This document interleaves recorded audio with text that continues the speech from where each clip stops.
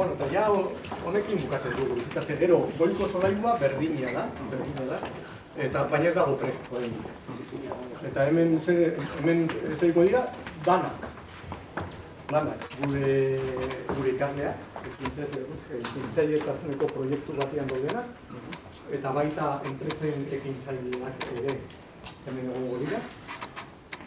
Baita etorriko da beren bastikula jago hori, eta baita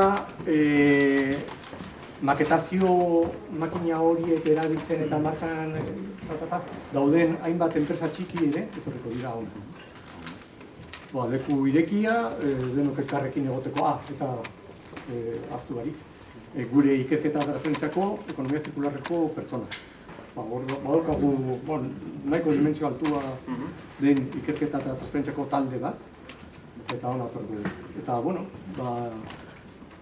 hemen